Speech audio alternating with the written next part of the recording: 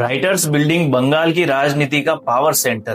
Power में थी CPM और ज्योति बसु, जो पिछले 16 साल से मुख्यमंत्री की कुर्सी पर विराजमान थे। मुख्यमंत्री और उनके मंत्रियों का दफ्तर इसी राइटर्स बिल्डिंग में हुआ करता था और इसी बिल्डिंग के सामने आधी रात को बवाल मचा हुआ था, क्योंकि एक युवा नेता और एक बलात्कार पीड़िता को मुख्यमंत्री कार्यालय से घसीटकर बाहर कर दिया गया था। न केवल घसीटा गया, बालों से पकड़कर खींचा गया, लाठी भी मारी गई, दोनों को चोट भी आई। नेता को हवालात और पीड़िता को अस्पताल भेजा गया और यह सब इसलिए हुआ क्योंकि यह दोनों मुख्यमंत्री से मिलना चाहते थे। लेकिन मुख्यमंत्री का ऐसा कोई इरादा नहीं था। पश्चिम बंगाल के नदिया जिले की रहने वाली पीड़िता मुख बधिर थी, बोल नहीं सकती थी। उसके साथ बलात्कार हुआ, गर्भवती हो गई।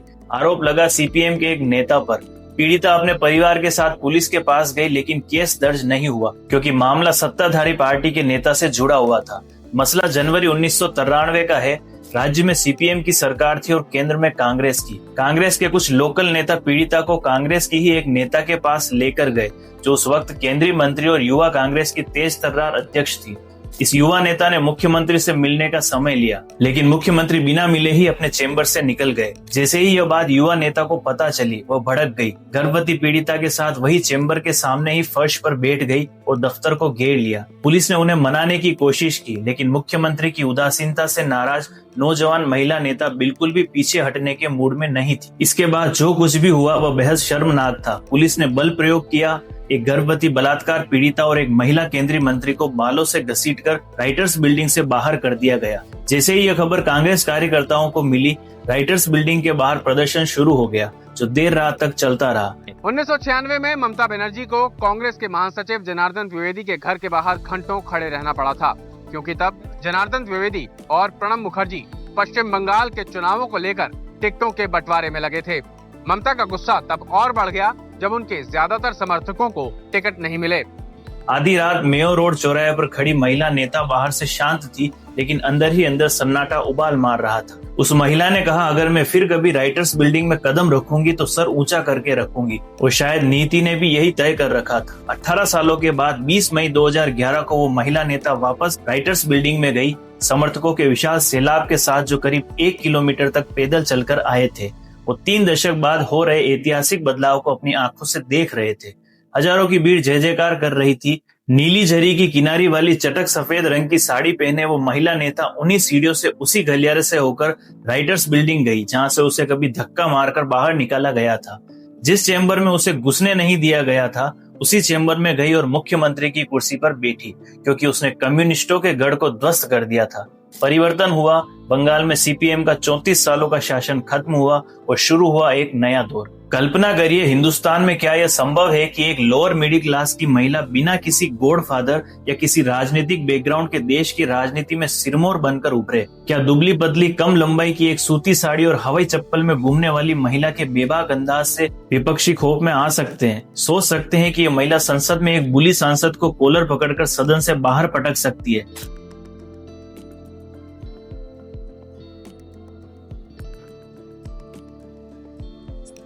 हाँ, ऐसा हो सकता है और हुआ है। हिंदुस्तान ऐसी ही जगह है जहाँ का जनतंत्र ऐसा ही है, और जिस महिला नेता ने यह सब कर दिखाया उसका नाम है ममता बनर्जी।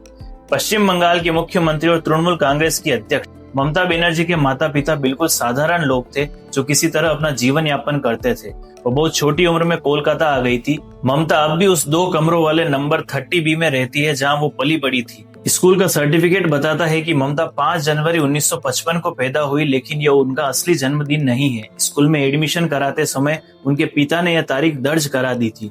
वह दुर्गा अष्टमी के दिन पैदा हुई थी। ममता जब 17 साल की थी तभी उनके पिता की मृत्यु हो गई। ममता तब कॉलेज में थी।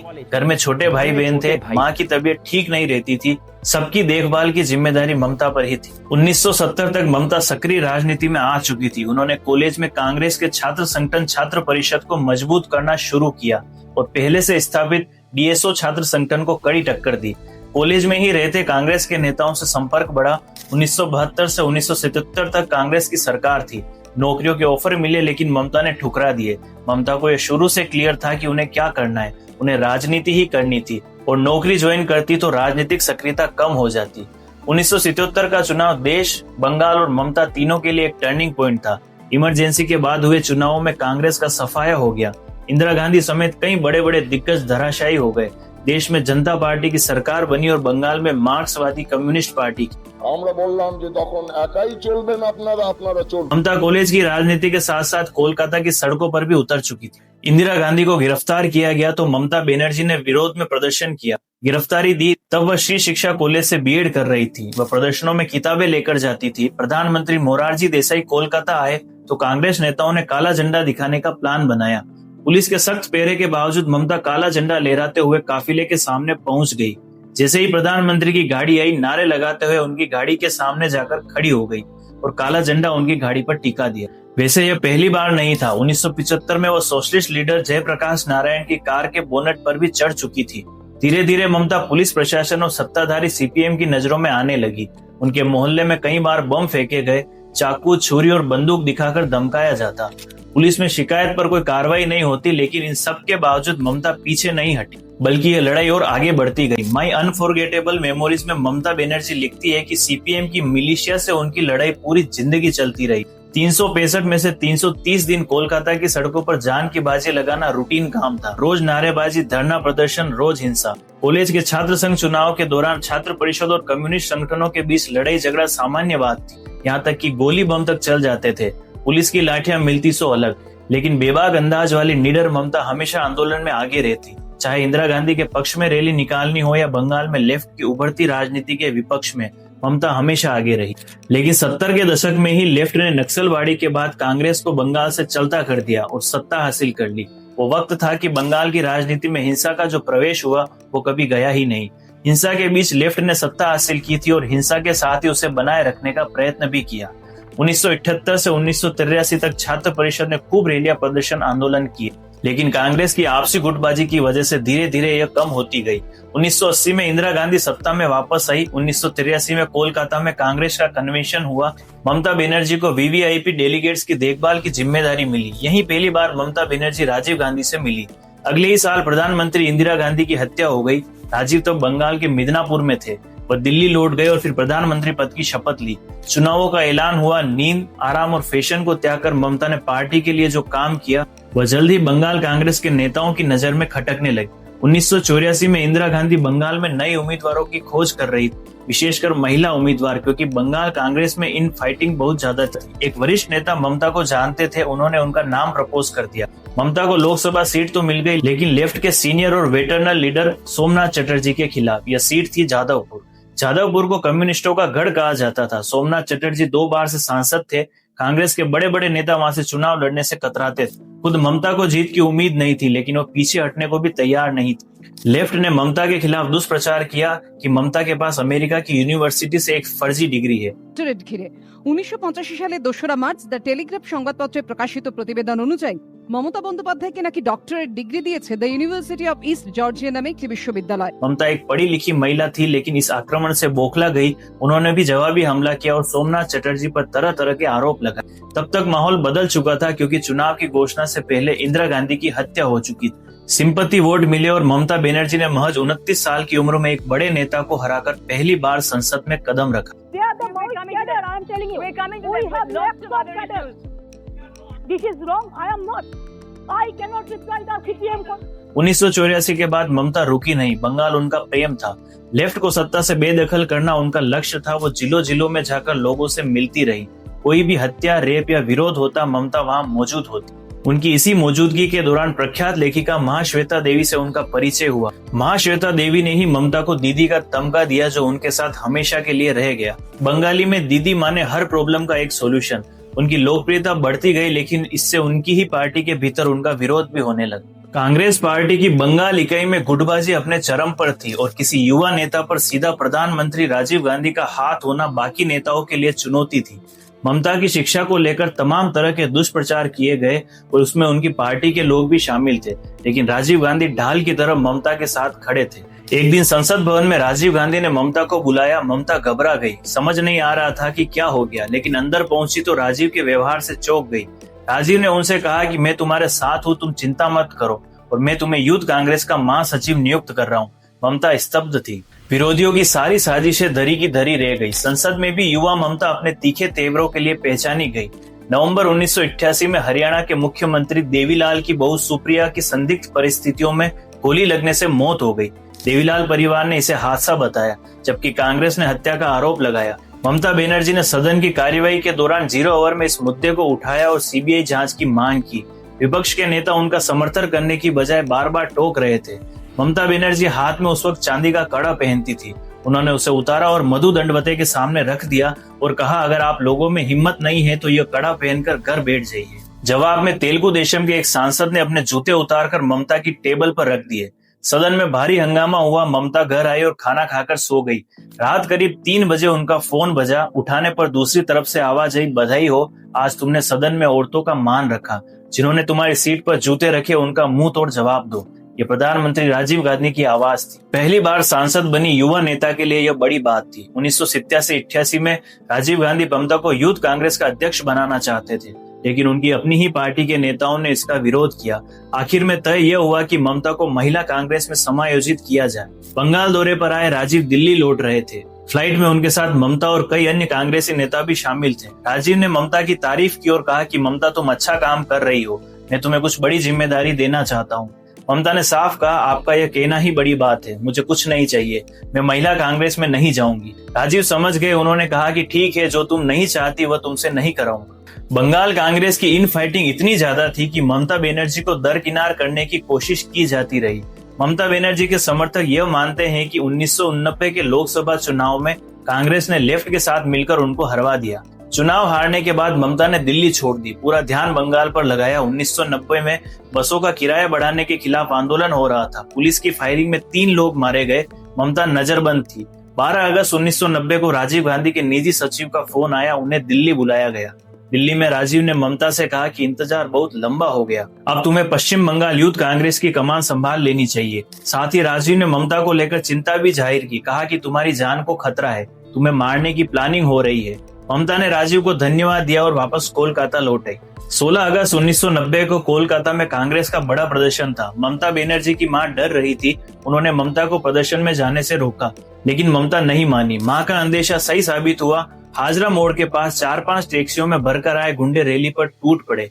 लालू आलम नाम के एक हमलावर ने ममता के सर पर रोड से हमला किया। ममता खून से तरबतर हो गई। जब तक वह संभल पाती, दूसरा वार भी सर पर ही हुआ। तीसरे वार से पहले ही वह बेहोश होकर सड़क पर गिर गई। अस्पताल में ममता जिंदगी और मौत से जूझती रही। उनके बचने की संभावना काफी कम थी। ममता भगवान में यकीन करती है। उन्होंने माना कि भगवान ने चाहा तो वह बच गई, लेकिन ये चोट आज भी उन्हें परेशान करती है। My head was heavily injured, my head to toe. So from that time there was a big operation and my full head, it is a plastic surgery and all this. So from that time I can't sleep in the night. Congress के नेताओं को हैरानी तब हुई जब ममता को देखने हजारों लोग आने लगे। उनको पता नहीं था कि दीदी लोगों में अपनी पेट बनाती जा रही है। इस बार राजीव गांधी नहीं माने और उन्होंने ममता को यूथ कांग्रेस का प्रेसिडेंट बना ही दिया। इस हमले के बाद ममता की राजनीति का एक नया अध्याय शुरू हुआ। उन्होंने 2 मोर्चों पर लड़ाई शुरू की, पार्टी के बाहर सीपीएम से और पार्टी के अंदर बंगाल कांग्रेस के नेताओं से। और यह लड़ाई शुरू हुए ज्यादा दिन हुए भी नहीं थे कि ममता को अब तक का सबसे बड़ा झटका लगा। राजीव गांधी की हत्या हो गई थी। 1991 चुनाव प्रचार जोरों पर था। राजीव गांधी कोलकाता आए। रात करीब 9:30 बजे साउथ कोलकाता से चुनाव लड़ रही ममता बनर्जी के लिए प्रचार करने गए। खचाखच भरे मैदान में लोग उन्हें कंधों पर उठाकर मंच तक ले गए। भाषण के बाद जाने लगे तो ममता से पूछा, तुम कैसी हो, कोई तकलीफ तो नहीं? सिर पर हाथ रखा और अगली सभा के लिए रवाना हो गए। ठीक 15 मिनट बाद वह खबर आई जिसने हर किसी को झकझोर कर रख दिया। ममता बनर्जी सदमे में थी। उन्होंने कहा कि अपने पिता के बाद आज मैं दूसरी बार अनाथ हो गई। ममता बनर्जी जैसी एक मध्यम वर्ग की लड़की के लिए, जिसका राजनीति में कोई गॉडफादर ना हो, राजीव गांधी का संरक्षण होना बड़ी बात थी। वो ममता के लिए बरगद की तरह थे। उन्होंने राजीव के लिए अपने मन में हमेशा कृतज्ञता रखी। शायद यही वजह है कि आज तक सोनिया गांधी पर उन्होंने कभी हमला नहीं बोला।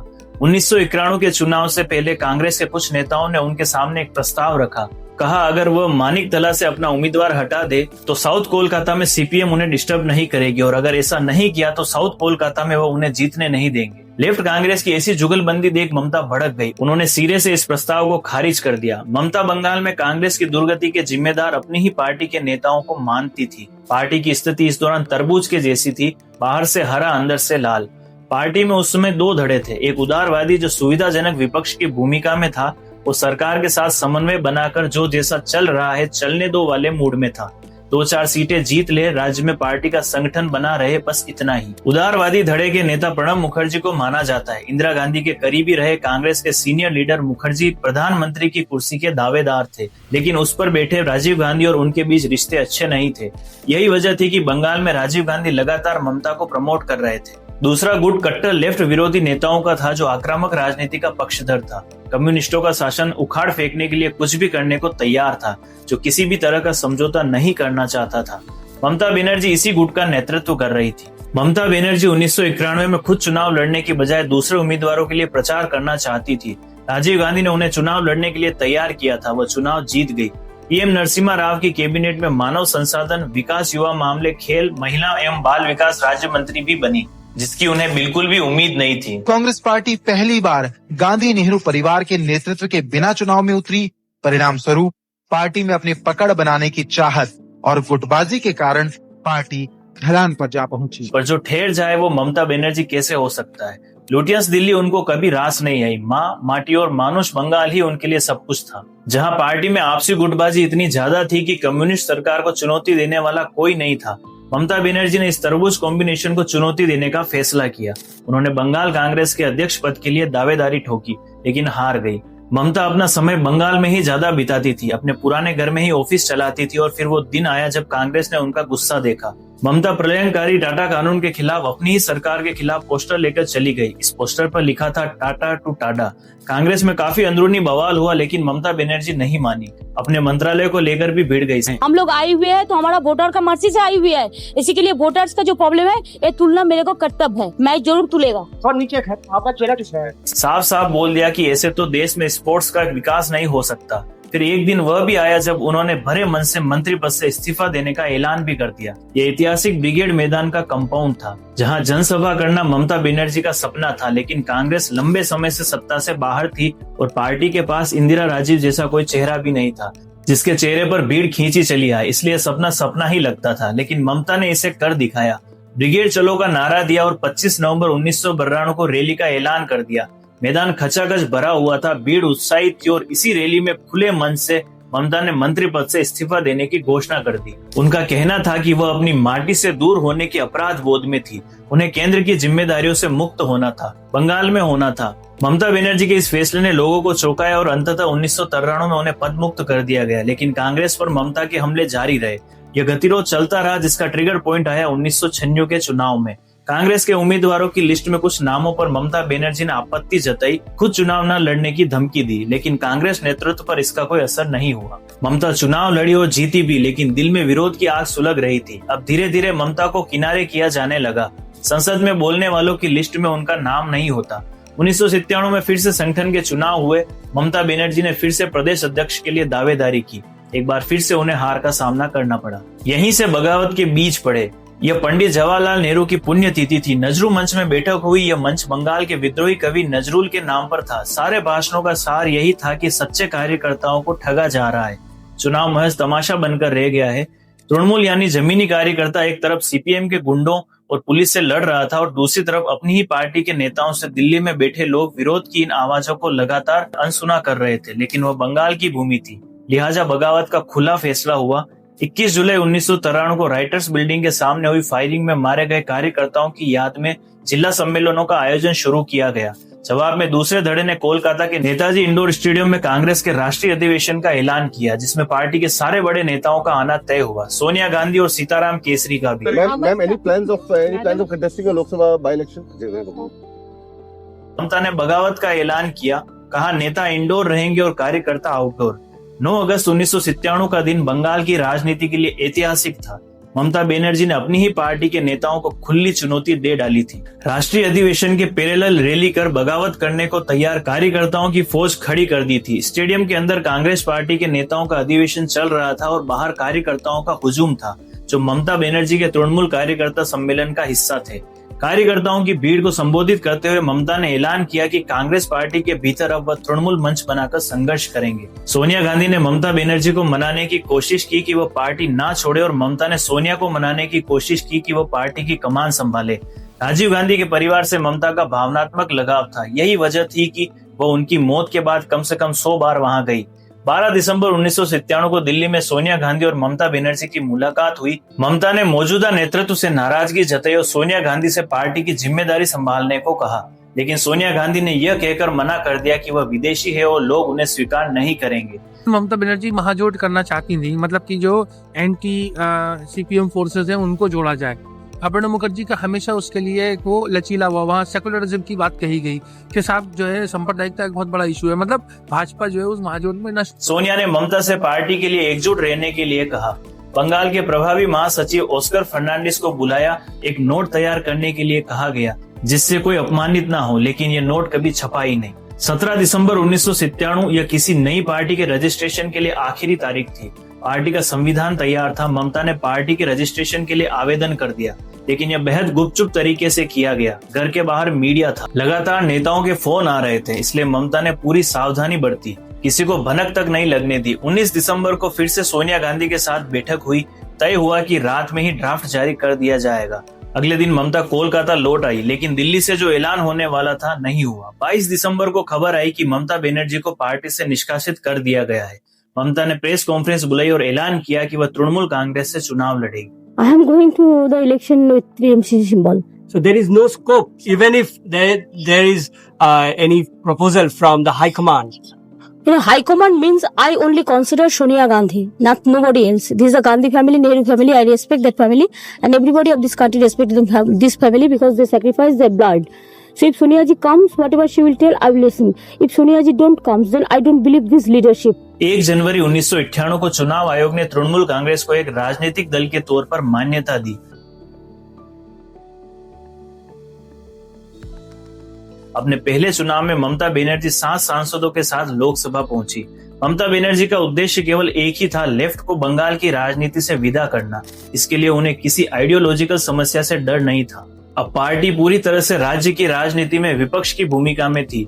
1999 में केंद्र में अटल बिहारी वाजपेयी की सरकार बनने के बाद ममता मंत्रिमंडल में रेल मंत्री के रूप में शामिल हुई। इस सरकार में ना तो लेफ्ट शामिल था और ना ही कांग्रेस, इसलिए ममता को एनडीए के साथ आने में ज्यादा दिक्कत नहीं हुई। पहली बार बंगाल को अपने रेल मंत्री का एहसास हुआ। उन्होंने बंगाल के लिए ट्रेनें भी चलाई। उनका उद्देश्य था कि बंगाल में टूरिज्म। ममता बनर्जी लोकसभा सदस्य निर्वाचित हुई। एक रेल मंत्री के रूप में बंगाल गौरव का प्रतीक बने, पर पेट्रोल की कीमतों को लेकर वह और उनके मंत्री अजित पांजा रिजाइन की धमकी देते रहे। बात बात पर रिजाइन वाली बात बहुत से पॉलिटिकल पंडितों को समझ नहीं आई। ममता को पॉलिटिकली इमेच्योर माना जाता रहा, लेकिन एनडीए के साथ उनका रिश्ता काफी उतार चढ़ाव वाला रहा। They just utilize the secularism. It's a so-called secularism only for the vote. मार्च 2001 से अगस्त 2003 के बीच उन्होंने 3 बार सरकार से इस्तीफा दिया। 2001 में डिफेंस घोटाले के आरोप के बाद उन्होंने एनडीए सरकार को अलविदा कहा। कांग्रेस के साथ मिलकर बंगाल में विधानसभा के चुनाव लड़े और हार का सामना किया। राजनीति में हर एक दल, हर एक जगह पर कौन सी सीट में या पार्टी के स्तर के ऊपर भी कि ब्लॉक के लेवल का कौन होगा, जिले में तालुका लेवल पे कौन होगा, उसमें बहुत ज्यादा कन्फ्रंटेशन हुआ। तो प्रणब मुखर्जी का जो कैंप था उसने हमेशा से इनके लिए पेचीदा। लेफ्ट के सामने उनकी चाल नहीं चली। 2003 में वापस एनडीए सरकार में शामिल हुई, बिना पोर्टफोलियो के मिनिस्टर बनी रही। चुनाव की घोषणा के 15 दिन पहले उनको माइनिंग मिनिस्टर बना दिया गया और उन्हीं 2 सप्ताह में ममता ने घोषणाओं की झड़ी लगा दी। बंगाल में माइनिंग होती है और ये घोषणाएं बहुत दूर तक गई, पर भविष्य और बुरा होने वाला था। 2004 में भाजपा के साथ मिलकर लोकसभा चुनाव लड़ा और पार्टी से सिर्फ एक सांसद संसद पहुंचा, खुद Mamata Banerjee. But I feel that Bajpayee is a man who can lead. के बाद 2005 में नगर पालिका चुनाव में भी तृणमूल कांग्रेस की हार हुई। 2006 में विधानसभा चुनाव में बुरी हार हुई। तृणमूल के हिस्से केवल 30 विधानसभा सीटें आई और 294 में से 235 सीटें जीतकर कम्युनिस्टों ने लगातार 7वीं बार अभूतपूर्व जीत दर्ज करी। उस वक्त ना तो कम्युनिस्टों ने और ना ही ममता बनर्जी ने सोचा होगा कि 3 दशक से अजय लेफ्ट की यह आखिरी जीत होगी, लेकिन ये डेमोक्रेसी है और नेताओं के लिए जनता भगवान है। बंगाल की लेफ्ट सरकार पर लंबे समय से आरोप लग रहे थे कि उन्होंने बंगाल का औद्योगिक विकास रोक दिया है। ज्योति बसु के जाने के बाद नए सीएम बुद्धदेव भट्टाचार्य ने इसे बदलने की कोशिश की। इंडोनेशिया के सलीम ग्रुप को इन्वेस्टमेंट के लिए बुलाया गया, टाटा को नैनो कार प्रोजेक्ट के लिए बुलाया गया, पर जनता से जमीन लेने की कोशिश की डंडे के दम पर। कंपनसेशन बराबर नहीं मिल रहा था, इसको लेकर जनता सड़क पर उतर गई। लेफ्ट की सरकार ने दमन का सहारा लिया। ममता बनर्जी ने इसे मौके के रूप में देखा। किसानों के साथ सिंगूर से टीएमसी के विधायक रविंद्रनाथ भट्टाचार्य ने भी धरना प्रदर्शन देना शुरू कर दिया। One economy killing other, is not something that can be called a धीरे धीरे किसानों का आंदोलन राज्यव्यापी होता गया। इससे बड़ी संख्याओं में सामाजिक कार्यकर्ताओं और कलाकार शामिल होने लगे। इसी दौरान नंदीग्राम सिंगूर में धरना प्रदर्शन अपने चरम पर पहुंच गया। गोलियां चल गई, हिंसा हुई, एक नाबालिग तापसी मलिक की रेप और हत्या हो गई। ममता बनर्जी ने इस आंदोलन को युद्ध बना दिया। ममता बनर्जी आमरण अनशन पर बैठ गई जो 26 दिनों तक चला। সিঙ্গুর আমার ফেভারিট জায়গা, আমার আন্দোলনের একটা বড় অংশ জুড়ে। ममता बनर्जी को व्यापक जन समर्थन मिल रहा था। 18 दिसंबर को सिंगूर कृष्ण भूमि रक्षा समिति की एक युवा कार्यकर्ता तापसी मलिक का जला हुआ शव मिला। बलात्कार के बाद उसकी हत्या कर दी गई थी। पुलिस ने इस मामले को दबाने की कोशिश की, लेकिन इस घटना ने सिंगूर आंदोलन को देशव्यापी बना दिया। मीडिया में सिंगूर की कहानियां छाई हुई थी, संसद में हंगामा हो रहा था। 28 दिसंबर को ममता बनर्जी ने प्रधानमंत्री मनमोहन सिंह और राष्ट्रपति अब्दुल कलाम के अनुरोध पर आमरण अनशन खत्म किया। लेफ्ट के पांव तले जमीन खिसक गई। उन्होंने कंपनसेशन बढ़ाने की भी कोशिश की, लेकिन कोई फायदा नहीं हुआ। इसी आंदोलन के दौरान ममता का वोट बैंक ओबीसी और मुसलमानों में बढ़ा, क्योंकि यही लोग किसान थे और इन्हीं की जमीनें जा रही थी। आंदोलन सफल रहा और लेफ्ट की सरकार एक भी इंडस्ट्री नहीं ला सकी। टाटा अपना कारोबार समेटकर गुजरात के सानंद में चले गए। यहीं से नरेंद्र मोदी की भी पहचान बनी तुरंत डिसीजन लेने वाले नेता के रूप। सिंगूर आंदोलन के बाद ही दोनों नेताओं का उभार हुआ। इसके बाद नगर पालिका के चुनावों, पंचायत चुनाव में ममता बनर्जी को सफलता मिली। उन्होंने सेमीफाइनल जीत लिया था। 2011 में विधानसभा चुनाव यानी फाइनल होने वाला था। इसके ठीक पहले ममता बनर्जी ने जंगल महल जैसी जगहों पर लोगों से मिलना जुलना शुरू कर दिया। इन जगहों पर गरीबी बहुत ज्यादा थी, साथ ही हिंसा भी। लेफ्ट अपने 3 दशकों में इन चीजों को सुधार नहीं पाया था। फ्रस्ट्रेटेड होकर लेफ्ट के नेताओं ने ममता बनर्जी पर भद्दे कमेंट करने शुरू कर दिए। एक नेता अनिल बसु ने कहा, ममता को हमेशा सीने पर ही चोट क्यों लगती है। इस तरह के बयानों ने जनता में उनके प्रति गुस्सा ही भरा। ममता बनर्जी ने लेफ्ट के पॉलिटिकल स्पेस को कैप्चर कर लिया। हिंदी, उर्दू, बंगाली, अंग्रेजी तमाम मिक्स भाषाओं का इस्तेमाल कर ममता अपनी बात बोलती है। तब तक सोशल मीडिया भी आ गया था और ममता बनर्जी ने हॉटमेल के फाउंडर सबीर भाटिया को हायर किया। बंगाल का भद्र लोग भी उनके समर्थन में आ गया, जो उनकी स्ट्रीट फाइटिंग को पसंद नहीं करता था। पर वो ऐसी स्ट्रीट फाइटर थी जो रविंद्र संगीत से लेकर रामकृष्ण मिशन तक सब कुछ अपने जीवन में शामिल करती थी। नतीजतन 2011 में उनको बहुत बड़ी जीत मिली। लेफ्ट 200 से ऊपर सीटें लाता था, 2 अंकों में सिमट गया। उसकी जगह तृणमूल कांग्रेस आ गई। 294 में से 184 सीटों पर तृणमूल कांग्रेस के विधायक चुने गए। 20 मई 2011 को ममता बनर्जी ने पश्चिम बंगाल के मुख्यमंत्री पद की शपथ ली। यह अभूतपूर्व दृश्य था। एक ऐसी महिला जो किसी राजनीतिक खानदान से नहीं आती थी, जिसने सड़कों पर संघर्ष किया था, वो मुख्यमंत्री पद की शपथ ले रही थी। ममता बनर्जी ईश्वरेर नामे शपथ करितेछि। वह भी विपक्ष के ऐसे किले को ढहाकर जिसे अभेद्य माना जाता था। ऐसा नहीं है कि भारतीय राजनीति में लोअर मिडिल क्लास से निकलकर महिलाएं नहीं आई। ममता की कहानी अलग है। वो किसी नेता की रिश्तेदार नहीं थी, जैसा कि भारतीय राजनीति में आने वाली ज्यादातर महिला नेताओं का इतिहास रहा है। वह स्वतंत्र और सेल्फ मेड है। जयललिता और मायावती का भी उदाहरण है, जिन्होंने खुद अपने दम पर जन समर्थन हासिल किया, सरकार चलाई, पार्टी चलाई। हालांकि दोनों को अपने शुरुआती दिनों में प्रभावशाली पुरुष नेताओं का साथ मिला। मायावती को काशीराम तो जयललिता को एमजी रामचंद्रन का समर्थन था। ममता बनर्जी के साथ ऐसा कुछ भी नहीं था। उन्हें अपने ही सहयोगियों से लगातार चुनौती मिलती रही और यह केवल राजनीतिक ही नहीं थी। कितनी ही बार उन पर जानलेवा हमले हुए, कितनी ही बार गिरफ्तारी दी और उस लक्ष्य के लिए लड़ती रही जो कॉलेज के दिनों से ही उन्होंने तय कर रखा था।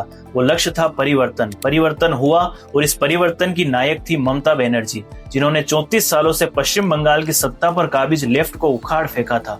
2011 के बाद 2016-2021 में जीत दर्ज कर ममता बनर्जी ने हैट्रिक लगाई। पिछले 14 साल से राज्य में उनकी सरकार है। राज्य की राजनीति में लेफ्ट और कांग्रेस नाम मात्र की पार्टी बनकर रह गई है और नई चुनौती है भारतीय जनता पार्टी, जो उसी तरह से ममता बनर्जी सरकार से बंगाल को मुक्त कराने की लड़ाई लड़ने का दावा कर रही है, जैसे कभी ममता बनर्जी लेफ्ट से आजादी के नाम पर लड़ती थी। उसकी वजह भी है, सरकार बनने के बाद से टीएमसी नेताओं पर भ्रष्टाचार के आरोप लगने शुरू हो गए। पिछले 14 साल की सरकार में घोटालों की एक लंबी लिस्ट दिखाई देती है। शारदा चिट फंड घोटाला, पोंजी स्कीम घोटाला, नारदा स्टिंग, कोयला तस्करी, राशन वितरण घोटाला, एसएससी शिक्षक भर्ती घोटाला आदि। और इसमें पार्टी के कई मंत्रियों और सांसदों के खिलाफ कार्रवाई हुई, छापे पड़े, गिरफ्तारी हुई। इन गिरफ्तारियों और कार्रवाइयों को ममता बनर्जी बदले की कार्रवाई बताती रही। केंद्रीय एजेंसियों पर दुरुपयोग के आरोप लगाती रही। कई बार सीबीआई, ईडी जैसी केंद्रीय एजेंसियों और बंगाल पुलिस के बीच टकराव भी हुआ। टकराव राजभवन से भी खूब हुआ, फिर चाहे राज्यपाल केसरीनाथ त्रिपाठी रहे हो, जगदीप धनखड़ रहे हो या फिर सीवी आनंद बोस। ममता बनर्जी केंद्र में सत्तारूढ़ मोदी सरकार पर बंगाल से भेदभाव का आरोप लगाती है।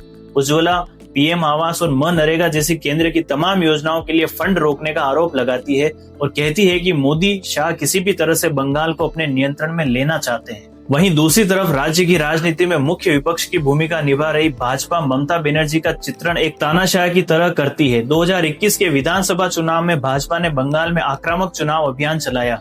टीएमसी के दिग्गज नेता और ममता बनर्जी के बेहद खास रहे शुभेंदु अधिकारी भाजपा में शामिल हो गए। नंदीग्राम विधानसभा सीट पर शुभेंदु ने ममता बनर्जी को चुनौती दी और उन्हें हरा भी दिया। हालांकि अपनी नेता की हार के बावजूद टीएमसी ने 2021 में अपना सर्वश्रेष्ठ प्रदर्शन किया और 213 सीटों पर जीत दर्ज करी। भाजपा की इससे 77 सीटें आई। उधर लेफ्ट और कांग्रेस का खाता तक नहीं खुला। पश्चिम बंगाल का चुनाव भाजपा के लिए प्रतिष्ठा का चुनाव था और उसने उस नतीजे के पीछे अपनी पूरी ताकत झोंक दी थी और उसकी तैयारी भी काफी पहले से ही शुरू कर दी गई थी। वहीं लेफ्ट ने अपनी जमीन खुद ही खो दी थी। सत्ता के साथ जो मशीनरी थी वह टीएमसी के साथ हो ली थी। ऐसे में विपक्ष के खाली स्पेस को भाजपा ने तेजी से भरना शुरू कर दिया। श्यामा प्रसाद मुखर्जी की धरती को हिंदुत्व की राजनीति की नई प्रयोगशाला बनाया और वही परिवर्तन का नारा दिया जो ममता कभी लेफ्ट के खिलाफ देती थी। जो आरोप कभी ममता बनर्जी लेफ्ट पर लगाती थी वही अब उन पर लगने लगे। जिस तरह से सीपीएम मिलिशिया पर गुंडागर्दी और दादागिरी के आरोप लगाती थी अब वही ममता बनर्जी पर लगने लगे। चुनाव चाहे पंचायत के हो या फिर विधानसभा या लोकसभा के, बंगाल में चुनावी हिंसा सुर्खियों में रहती है। उसी तरह से विपक्षी दलों के कार्यकर्ताओं की हत्या की खबरें आती है जैसे पहले आती थी। बस अब कुर्सी पर बैठे नेताओं के चेहरे बदल गए हैं। जो ममता बनर्जी बलात्कार के आरोपी सत्ताधारी पार्टी के नेता के खिलाफ प्रदर्शन करते हुए राइटर्स बिल्डिंग में घुस जाती थी, उन्हीं ममता बनर्जी की पार्टी के नेताओं पर कॉलेज में रेप के आरोप लगे। RG Kar medical college rape case में महीनों तक सरकार के खिलाफ प्रदर्शन हुए। खुद महिलाओं की आजादी की वकालत करने वाली ममता बनर्जी के एक बेतुके बयान की भी खूब निंदा हुई जिसमें उन्होंने कहा लड़कियों को रात में बाहर नहीं जाना चाहिए। ममता बनर्जी की सरकार के खिलाफ उन्हीं की स्टाइल में उन्हीं के सिपे सलारों के सहारे भाजपा हमलावर है। 2011 से 2025 तक ममता बनर्जी के कई सहयोगी छोड़कर जा चुके हैं। उनके ऑटोक्रेटिक रवैये का भी जिक्र होता है। हालांकि इन सबसे बेफिक्र ममता अपनी माँ, माटी और मानुष की राजनीति को चला रही है। एक बार ज्योति बसु ने कहा था कि बंगाल में सिर्फ 2 जातियां हैं, धनी और गरीब। पर ममता और भाजपा के बाद न सिर्फ जातियां महसूस होने लगी है बल्कि धर्म भी महसूस होने लगा है। बंगाल की राजनीति में जेनेटिक बदलाव आ रहा है। इन तमाम हंगामों के बीच ममता की अनप्रिडिक्टेबल पर्सनालिटी भारतीय जनता के लिए पहेली बनी रहेगी। हालांकि पुरुष वर्चस्व से भरी राजनीति में एक साधारण महिला का कंट्रोल है, यह सोचकर ही लोग पैरानॉइड हो जाएंगे।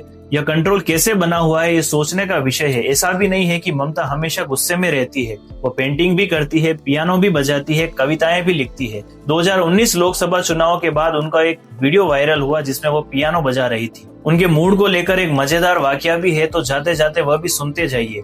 यूपीए 1 के दौरान महिलाओं के संसद में आरक्षण पर एक बिल पेश होना था। समाजवादी पार्टी के नेता काफी हंगामा काट रहे थे। एक नेता ने ममता को पेड़ लगाकर गिरा दिया। ममता बाद में उस नेता का कॉलर पकड़कर खींचते हुए बाहर छोड़ आई। उनके साथ बैठी एक महिला सांसद ने बाद में उनसे पूछा, आप गुस्से को कंट्रोल क्यों नहीं करती? ममता ने जवाब दिया, उसने मुझे गिराया, मैं तो उसे बाल पकड़कर खींचना चाहती थी लेकिन वो गंजा था।